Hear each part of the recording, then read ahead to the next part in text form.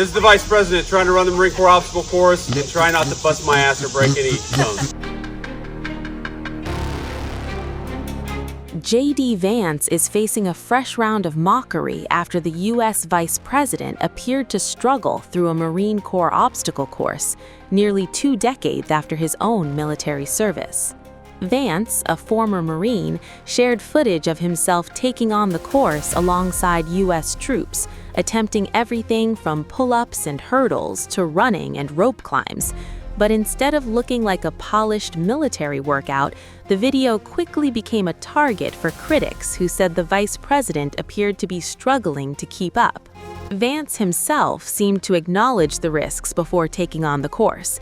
He joked that he hoped he wouldn't bust his hips and break any bones. The footage, posted to TikTok on Tuesday, also included a moment showing Vance helping his son climb a rope. The U.S. Vice President's military background is worth noting. Vance enlisted in the U.S. Marine Corps straight out of high school and served from 2003 to 2007. He ultimately reached the rank of corporal and worked primarily as a public affairs specialist and combat correspondent. In 2005, Vance was deployed to Iraq for around 6 months. His deployment was in a non-combat public relations role rather than as a frontline combat position. That history makes his latest obstacle course appearance particularly notable. Nearly 2 decades have passed since Vance left the Marines, and the vice president is now 42, so the footage was never presented as a return to active military duty. Instead, it appeared to be a light-hearted attempt to take on the same kind of physical challenges faced by service members. But critics online seized on his pace and body language, portraying the footage as an awkward attempt to impress viewers.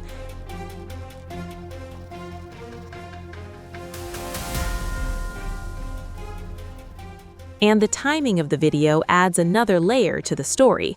Vance's military background comes as the administration continues to grapple with the consequences of the U.S. conflict with Iran.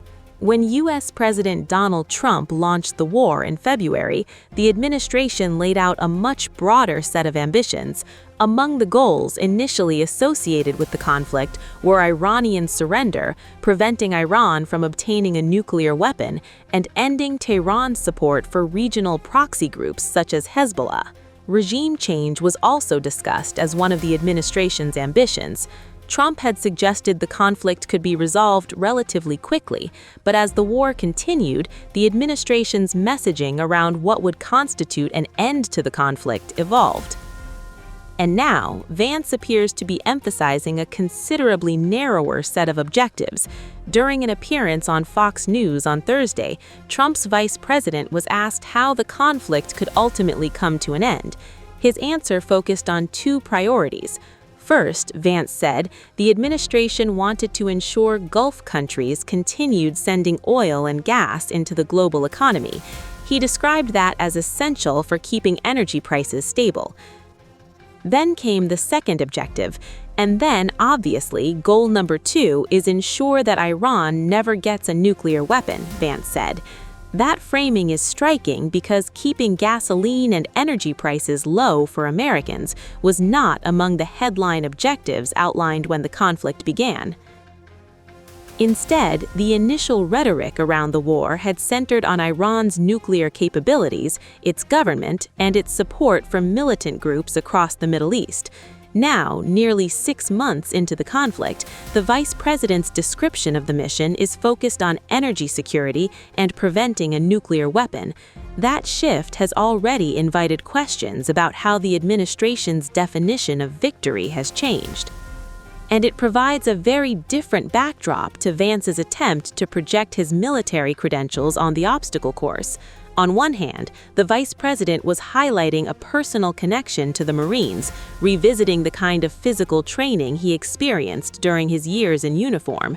On the other, he was simultaneously speaking about a war in which he is now one of the administration's most prominent decision-makers. The obstacle course footage itself does not appear to show Vance attempting a serious military qualification. It is better understood as a symbolic or recreational challenge, but the visual contrast was hard for social media users to ignore. A former Marine attempting to keep pace with active duty troops makes for striking footage, particularly when that same former service member is now the vice president and a key voice on U.S. foreign policy. Vance's service also has an unusual place in his political biography. He joined the Marines before attending college and later became a best-selling author and politician. His memoir, Hillbilly Elegy, helped establish his public profile before his political career eventually took him to the U.S. Senate and then the vice presidency. His 4 years in the Marines remain an important part of his personal story, but military experience from nearly 2 decades ago does not necessarily translate to the physical conditioning of an active duty service member today. And that may be the simplest explanation for why the obstacle course footage looked so different from the kind of performance viewers might expect from someone currently serving in uniform. Vance appeared determined to finish the course, even if he wasn't exactly flying through it, and his decision to share the footage himself suggests he was comfortable presenting the challenge as a glimpse into his personality and his connection to the military. The bigger political question, however, concerns the second half of this story. As the Iran conflict enters a dramatically different phase from the one envisioned at its outset, Vance is now articulating goals that sound far more limited: cheap energy for Americans and preventing Iran from obtaining a nuclear weapon. Whether those objectives represent a genuine narrowing of the administration's ambitions or simply a different way of describing the same strategy remains unclear. But the contrast is significant. The war began with sweeping ambitions and expectations of a relatively quick resolution.